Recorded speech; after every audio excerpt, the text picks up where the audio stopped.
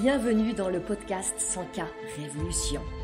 Je suis Anne-Valérie Raucourt, je suis coach et mentor pour les femmes déterminées à développer leur entreprise en quittant les diktats, en affirmant qui elles sont, en faisant ce qu'elles aiment, en vivant plus de liberté et de joie. Ici, nous célébrons la puissance des femmes qui disent oui à leurs talents et les mettent au service d'un business florissant et d'une vie extraordinaire.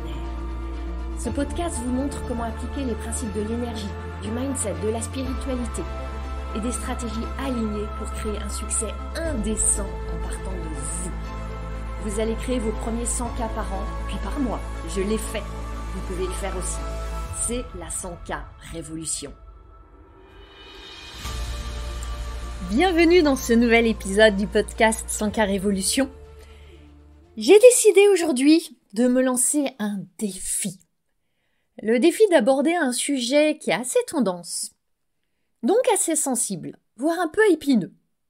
Je vais prendre le risque de contrarier, d'essuyer des critiques, d'être agressée. Et j'y vais, parce que pour moi c'est important. Je vais vous parler de ma vision de la fameuse loi de l'attraction. De quoi est-ce qu'on parle ? Cette loi, je la vois se répandre en France, notamment venue des États-Unis, comme plein de sujets dans le champ du développement personnel ou spirituel depuis quelques années. Et j'observe une forme d'accélération depuis à peu près 2 ans. À la source de cette démocratisation de ce qui est présenté comme une loi universelle, au même titre que la loi de gravité par exemple, à la source, il y a le livre qui s'appelle Le Secret, que vous connaissez peut-être, qui a été écrit par Rhonda Byrne en 2006, qui est devenu un best-seller mondial et qui a été suivi d'un film qui a eu tout autant de succès que le livre. Et ensuite, il y a eu toute une flopée de livres sur ce thème de la loi de l'attraction et qu'on appelle aussi la manifestation. De l'anglais to manifest, qui veut dire créer ou plus précisément créer dans la matière. Ça fait franchement une bonne dizaine d'années que je m'y intéresse. Si vous veniez chez moi dans ma bibliothèque, il y a des dizaines de livres autour de cette thématique, en anglais, en français, sous l'angle trait de développement personnel, sous l'angle trait de développement spirituel, des pavés, des petits fascicules, de tout. J'ai regardé des tas de documentaires, des vidéos, acheté des formations, pris des accompagnements. Voilà, je suis une vieille routière de cette loi de l'attraction. Ce que je veux aussi poser ici, c'est que si vous me connaissez, vous le savez plus ou moins. Si vous me découvrez là, c'est important que je l'exprime. Je suis une fervente spirituelle, je suis amoureuse des rituels, j'ai mes pratiques de prière, je pose des intentions, je tire des cartes, je vois des signes partout, je collectionne les gris-gris, j'ai des pierres et... Bref, fondamentalement, je crois en la force de l'invisible.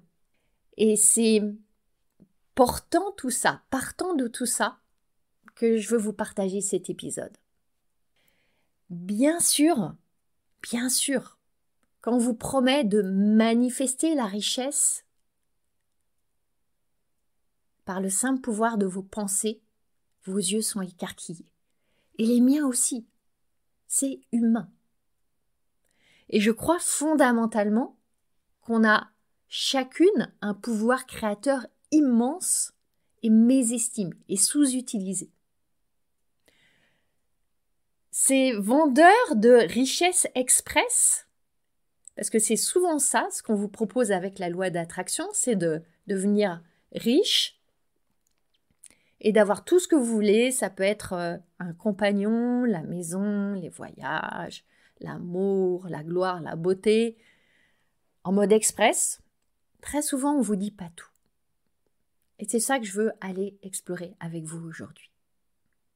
De quoi est-ce qu'on parle avec cette fameuse loi de l'attraction ? Moi, je la trouve assez fascinante.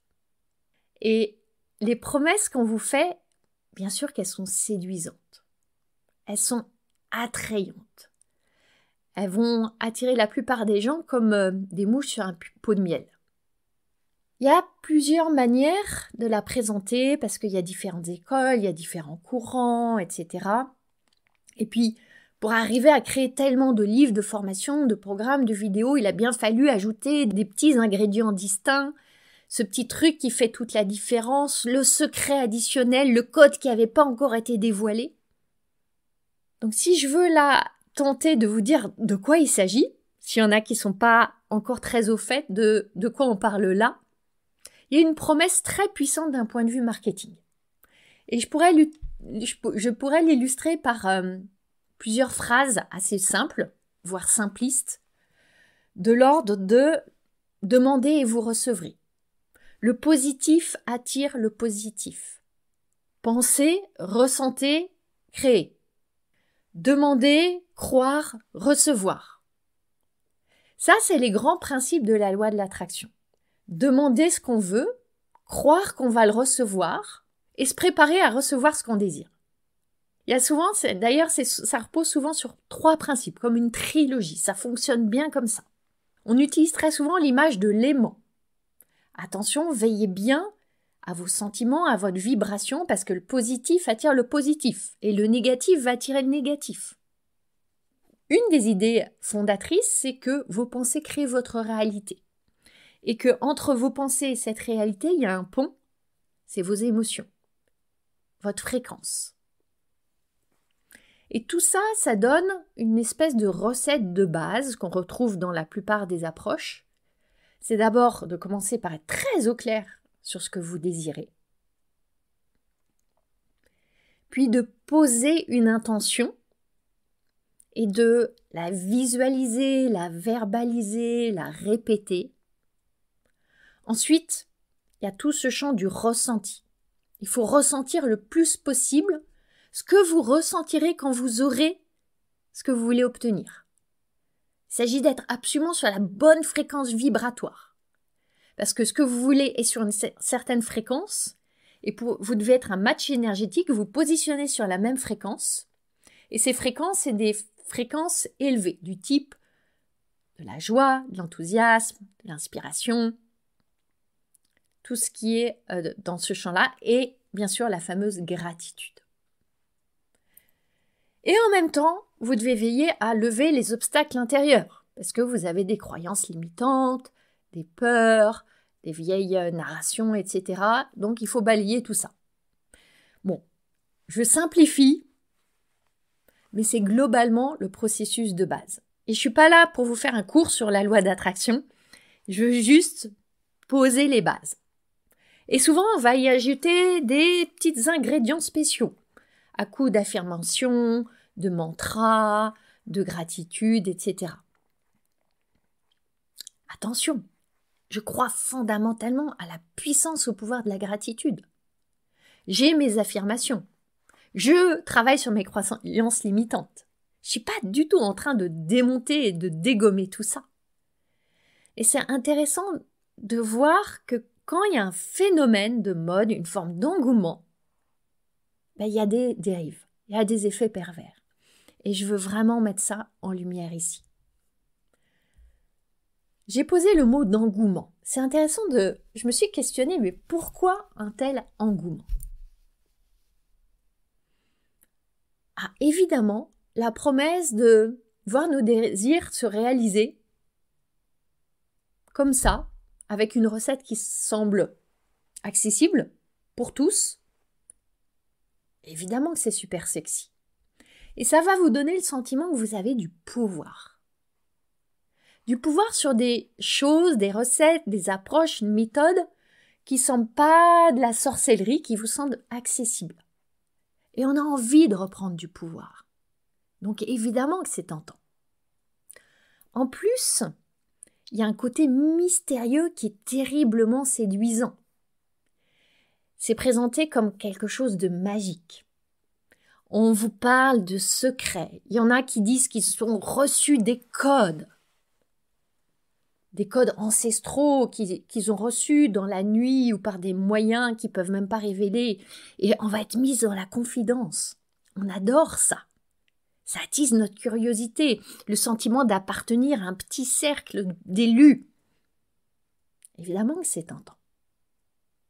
En plus, on vous vend l'idée que ça peut être ultra rapide. Et ça rencontre notre envie de vitesse, ce sentiment d'urgence. On est devenu de plus en plus impatiente. On va même jusqu'à vous promettre les fameux sauts quantiques. Quand vous passez une étape, un cap, que ça défie complètement l'entendement, que là où il y en a pour qui il faut des années pour faire le chemin, vous, du jour au lendemain, ça va être fait. Waouh, c'est tellement tentant! Il y a autre chose encore. C'est qu'il n'y a aucune compétence particulière à avoir. C'est accessible à tout le monde, à tout moment, quelles que soient vos circonstances de vie, quel que soit qui vous êtes. C'est une loi universelle pour tout le monde. Et qui dit pas de compétence particulière dit que il n'y a rien de spécial à changer, il n'y a pas de travail spécifique à faire. Ça va être facile. Qu'est-ce qu'on aime que ce soit facile. Et vous voyez, on joue là, en fait, sur des principes de base du cerveau. Nos cerveaux humains qui aiment la rapidité et qui aiment la facilité. Ils veulent pas la douleur, ils veulent pas la complexité, ils veulent pas perdre du temps. Et la loi d'attraction, telle qu'elle est souvent présentée et vendue, parce que c'est devenu un objet de vente, un gros méga business, ça joue sur ces mécanismes du cerveau. C'est très malin. Le cerveau qui veut de la facilité et de la rapidité. Il est comblé. Une dernière chose que j'observe, c'est, je crois que ça répond aussi à un appel à plus de spirituel dans la vie de beaucoup de personnes. On est sans rentrer dans un grand débat philosophique. Je crois qu'on peut se mettre d'accord pour voir qu'on est dans nos sociétés, on s'est beaucoup éloigné du spirituel, que ce soit sous la forme de religion ou d'autres formes. Et il y a un appel à revenir, à remettre du spirituel dans nos vies. Et la loi de l'attraction, elle joue avec ça, puisque c'est une forme de prière de demande quelque part. Et qu'on y ajoute la gratitude, il y a la prière d'action de grâce. Donc, quand on comprend toutes ces raisons, on saisit bien pourquoi il y a un tel engouement. Et si je vous partage ça, c'est aussi une invitation à la bienveillance pour nous. Si vous avez dépensé des centaines, des milliers d'euros peut-être à acheter des programmes sur la loi d'attraction, que ça n'a pas donné les fruits que vous voulez, et vous pouvez être tenté de vous en vouloir, d'être tombé dans un piège, c'est normal. Ça a juste répondu à des besoins fondamentaux de votre cerveau qui a sauté dessus. Maintenant, je veux vous partager quelques observations qui, moi, m'interpellent. J'observe que, d'un côté, il y a les vendeurs de lois d'attraction qui vous vendent des formations, des programmes, des accompagnements, des retraites, etc. Ils vont illustrer le fait que ça marche, que c'est puissant, avec des tas d'exemples de leurs propres manifestations. Alors, ils vont présenter la maison luxueuse en Californie, le bébé qui est arrivé magnifique, beau, intelligent, un vrai bébé de concours, le conjoint qui est le prince charmant idéal avec lequel tout se passe toujours à merveille, l'argent qui tombe du ciel en cascade, les idées de génie qui les traversent, téléguidées par des anges la nuit, etc. Vous voyez, est-ce que vous en voyez des personnes qui vous véhiculent tout ça? Et à côté de ça, il y a des centaines de milliers de personnes dans le monde qui ont lu le livre, qui ont vu le film, qui ont acheté les livres, qui ont suivi les cours, et rien n'a changé dans leur vie. Il y en a même qui se sont endettés, qui ont dépensé des fortunes. Et si ça a changé quelque chose dans leur vie, c'est ça a creusé une situation financière déjà difficile. Franchement, moi je trouve ça assez étrange, ce fossé. Et les vendeurs de lois d'attraction, ils vont vous dire que les personnes qui n'ont pas de succès, qui n'obtiennent pas les résultats, c'est qu'elles n'appliquent pas bien, elles n'ont pas bien compris les principes, elles ont des blocages inconscients, ils ont bon dos les blocages inconscients, qu'il y a encore un code à craquer, qu'elles ont des choses à guérir. Ouais. Et on entre là dans une dimension extrêmement culpabilisante, j'y reviendrai après, qui moi me heurte vraiment. J'aimerais qu'on observe quelque chose. C'est que la maison luxueuse en Californie, le bébé magnifique, beau et intelligent, le conjoint prince charmant merveilleux, l'argent qui arrive, ça arrive à plein de personnes qui ne se targuent pas du tout d'utiliser la loi de l'attraction. Des personnes qui ont travaillé pour ça, qui ont œuvré pour ça, qui en ont fait la mission de leur vie et qui ont obtenu tout ça. Autre chose que je veux vous partager, c'est que cette idée, à la base de la loi de l'attraction, que nos pensées créent notre réalité, c'est la base de plein de modèles de coaching ou d'approches de développement personnel. Si vous regardez la PNL, l'approche de Byron Katie, Brooke Castillo, qui est une coach américaine que je suis, etc., il y a plein de modèles. La plupart, si on va vraiment décortiquer, les modèles de coaching sont fondés sur cette idée que nos pensées créent notre réalité. Et si on détaille un petit peu plus, ces modèles, ils reposent généralement sur une construction similaire, qui est que on part d'une circonstance dans notre vie, ça génère des pensées, ces pensées créent des sentiments, ces sentiments insufflent certaines actions, et nos actions créent des résultats. C'est aussi simple que ça. Et c'est pas perché, c'est pas ésotérique. On pourrait l'illustrer de milliers d'exemples et vous pouvez aller chercher vous-même tous les exemples qui illustrent ça dans vos vies. Je vais juste illustrer par un exemple très simple. Imaginons une entrepreneur qui a généré 10 000 € de chiffre d'affaires avec son entreprise. Et elle veut créer 100 000 € cette année avec ce même business. J'ai dit qu'elle a généré 10 000 €. C'est la circonstance. C'est un fait. C'est neutre. C'est ni positif, ni négatif, ni bien, ni mauvais. C'est un fait. Cette situation-là va générer chez notre entrepreneur des pensées. Plein de pensées. Imaginons que sa pensée majeure soit, en pensant à son objectif de 100 000 €, j'y arriverai jamais, je ne sais pas vendre. On peut imaginer que cette pensée va générer de l'anxiété. Quand notre entrepreneur est dans l'anxiété, quelles actions va-t-elle poser? Elle va être timide, elle ne va pas oser se montrer. Quand elle a décidé de partager un post, elle va vouloir le parfaire, le peaufiner et finalement pas le publier. Elle va pas aller rencontrer des gens, elle va attendre de se sentir mieux. Si elle parle, elle va être toute timide, réservée, avec une énergie vraiment de doute. Elle va surtout pas oser vendre. Et le résultat, c'est qu'elle va pas y arriver. Elle avait la pensée « j'y arriverai jamais », elle va pas y arriver. Maintenant, prenons cette même entrepreneur qui a fait tout un travail de coaching, qui a été accompagnée. Pareil, elle a généré 10 000 € et elle rêve d'en créer 100 000. Imaginons que sa pensée source, ça soit « oh, je suis tellement curieuse de vivre cette aventure ». Elle va ressentir de l'enthousiasme, de la curiosité. Partant de là, comment vont être ses actions? Elle va avoir envie d'expérimenter plein de choses, elle va ouvrir un atelier, elle va peut-être tenter un webinaire, elle va recontacter d'anciennes personnes, elle va aller dans une soirée réseau de son quartier, elle va se lancer à faire des réels et s'amuser comme une petite folle avec ses réels. Elle va tenter plein de choses.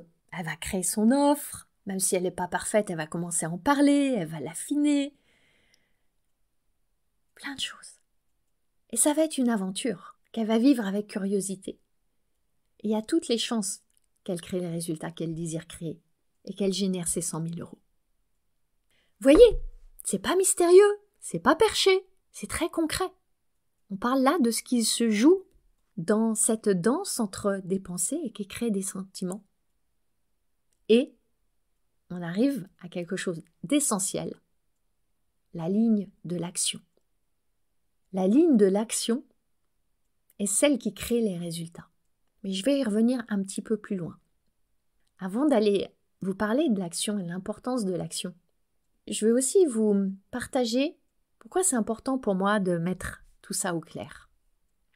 C'est super, on vous dit qu'il faut visualiser, croire très fort, vibrer à haute fréquence et hop, le tour de passe-passe est joué. Et un matin, vous allez vous réveiller et vos résultats vont avoir été livrés sur un plateau d'argent. Ça peut arriver, seulement souvent ça n'arrive pas. Et moi, je les vois arriver en coaching. Ces entrepreneurs, ces femmes qui sont terrorisées à l'idée d'avoir des pensées négatives, d'avoir des émotions désagréables. Parce qu'elles se disent, parce qu'on leur a dit, qu'elles vont pourrir leur vie de négatif. Parce que le négatif attire le négatif, c'est la loi d'attraction qui nous le dit. Et elles s'interdisent de penser négatif. Elles s'interdisent de ressentir négatif. Et ça marche pas. Et ça revient, et ça revient. Et elles sont mal, et elles s'en veulent d'être mal. Vous voyez la spirale. Et puis il y a toutes celles qui se demandent qu'est-ce qui va pas chez elles. Qu'est-ce qui cloche. Elles n'arrivent pas à manifester plus de clients, comme on dit. Alors qu'il y en a d'autres qui arrivent. Donc elles font pas bien les choses, et pourtant elles sont engagées là-dessus depuis des années, donc elles devraient bien faire les choses, et elles le font pas. Donc il y a un truc qui va pas chez elles sont pas assez bien, elles font pas assez bien. Et puis elles doutent, et elles se sentent coupables de douter. Parce qu'avec tous les outils qu'elles ont, les accompagnements, tout ça, elles devraient quand même être capables d'élever leur fréquence énergétique et de revenir à plus de joie quand ça va pas. Vous voyez comme c'est la porte grande ouverte à la culpabilité. Je vois beaucoup de femmes qui font du mieux qu'elles peuvent, avec les ressources qu'elles ont, l'expérience qu'elles ont, l'histoire qu'elles ont. Et si l'argent n'arrive pas comme ça, livré par les anges en une belle nuit de pleine lune, elles se disent qu'elles font mal. Elles en viennent vraiment à douter de leur identité d'entrepreneur, de leur place ici. Ce que je vois là, c'est que très souvent, en tout cas dans bien des interprétations de la loi d'attraction, ça vous éloigne de la vérité de vos ressentis. Parce que quand vous vous sentez mal, et ça fait partie de notre expérience humaine parfois de se sentir mal, et qu'on vous dit qu'il faut vous répéter tous les jours que ça va bien et que ça va aller bien et que tout va bien, ça vous coupe de vos ressentis. Et ça fait encore plus mal parfois. Parce que vous dites que vous n'avez pas le droit d'être pas bien. Vous voyez, ça fait une double couche de malaise. C'est un peu comme si vous avez préparé un dîner, vous avez invité des amis, vous avez préparé une blanquette de veau, disons, et puis vous l'avez fait beaucoup trop cuire, le veau est sec comme de la semelle, le riz est tout collant. C'est objectivement complètement raté, et tout le monde vous dit « Mais non, c'est délicieux, c'est super bon, qu'est-ce que tu racontes ?» Vous y croyez pas, ça remue le couteau dans la plaie, vous n'êtes pas reconnu pour ce qui va pas, ce que vous ressentez pas bien. Donc ça donne l'impression qu'il faudrait faire taire toutes les émotions négatives, parce qu'elles seraient censées ralentir le processus. Mais c'est pas ça la vie. J'aime dire que la vie c'est 50-50. 50 émotions agréables, 50 émotions désagréables, 50-50. Et vous savez bien que toutes les émotions ont des choses à vous apprendre. Les agréables comme les désagréables. Et quand on en vient à rejeter les doutes, la peur, l'anxiété, l'angoisse, l'inquiétude, tout ça, les rejeter, le résister, vous savez bien qu'il y a un retour de flamme. Elles ont besoin d'être entendues. Et seulement, la loi d'attraction, elle joue sur quelque chose d'important, sur le besoin d'espoir. Et ça va attirer des personnes en vulnérabilité, qui ont besoin de cet espoir. C'est ça qu'on vous vend. On vous vend de l'espoir. Le rêve d'une vie meilleure. Le rêve de lendemain qui chante. Seulement, il y a une vérité qui est assez bien camouflée. Et c'est ça le secret ultime qui parfois est évoqué dans certaines approches, mais de manière un peu évasive. C'est que ça marche quand vous marchez, quand vous vous mettez en marche, en mouvement, quand vous passez à l'action. Dans les présentations traditionnelles de la loi de l'attraction, on vous dit que il faudra agir, qu'il faudra faire un pas en avant, montrer votre engagement, mais c'est souvent présenté de manière un petit peu édulcorée. Il faudra faire quelques petits pas légers jusqu'à ce que tout tombe du ciel. Montrez votre bonne volonté. Et on n'a pas envie d'entendre parler de l'action. C'est pour ça que les vendeurs de loi d'attraction laissent ce côté un peu de côté, on en parle, mais on ne met pas trop l'accent dessus. Parce que quand on parle d'action, on parle de plein de choses, de compétences à acquérir. Et acquérir des compétences, parfois c'est dur. Ça demande du temps, de la persévérance, de la ténacité. On parle d'habitudes à changer. Vous savez comme parfois c'est difficile de changer des habitudes. Ça peut prendre des semaines, des mois. On parle de peurs à traverser. Et ça nous chamboule, ça nous chahute, les peurs à traverser. On parle d'échecs à encaisser avec les émotions qui vont avec, la culpabilité, la honte, jusqu'à l'humiliation parfois. On parle de nos imperfections à accepter. On parle de détracteurs, d'opposants, de critiques à rencontrer et à pas trop flancher. On parle de travail dévoué, engagé à fournir jour après jour. On parle aussi d'amour pour soi, à cultiver encore et encore. C'est ça l'action. C'est ça le travail. Imaginons que vous voulez rencontrer un partenaire. Et 5 fois par jour, vous vous répétez des affirmations en étant bien droit dans votre miroir. Vous œuvrez à ressentir l'excitation de la rencontre.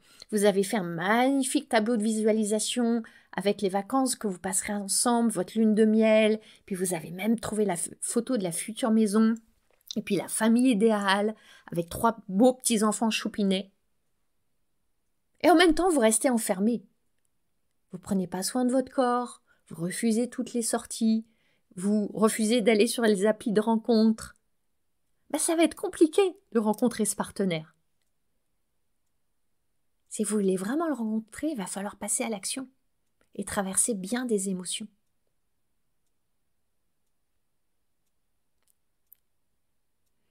Fondamentalement, je crois que tout ce qui est une recette miracle, pour notre vie, pour notre business, pour tous les champs dans lesquels on navigue, c'est tentant, c'est séduisant, oui, c'est attirant. Mais je crois que c'est aussi la porte ouverte à bien des illusions. Et pour plusieurs raisons. Parce que, comme je viens de l'évoquer, ça nous éloigne de cette beauté du travail fait avec dévotion, avec amour. Et de la joie qu'il y a à faire ce travail, à grandir à travers ce travail. Ça nous coupe de toutes ces émotions qui nous rendent bien vivantes. Et je parle bien de toutes les émotions. On peut ressentir la beauté de la joie, de l'enthousiasme, de l'inspiration, de la connexion, par contraste avec les émotions opposées.